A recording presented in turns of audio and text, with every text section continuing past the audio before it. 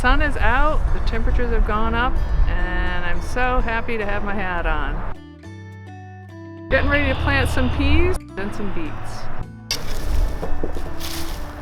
A couple weeds to be aware of in the spring garden. This creeping Charlie creeps and then it romps. It's really can be quite a pest in the garden, so weed early, weed often.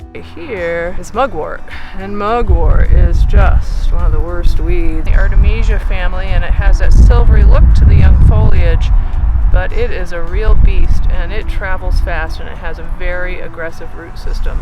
And don't put it in your compost pile. I have put down some fertilizer. I'm going to just stir it in a little bit. It's an organic fertilizer.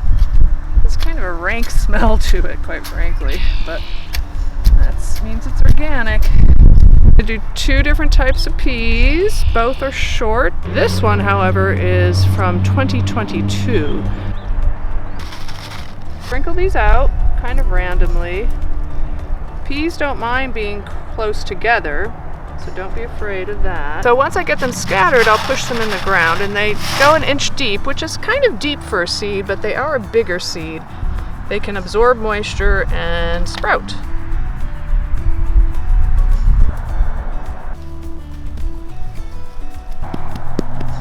One way to mark a row once your seed packet is empty is to put a rock in it and just lay it down in the soil like so.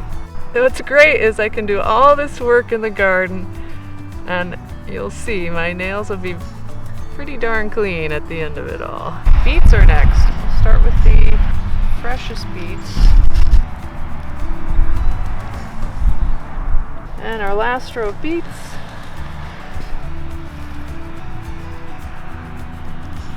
And there we go.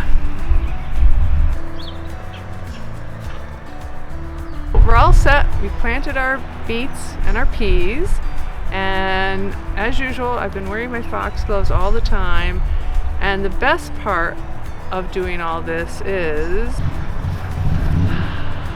my hands are clean.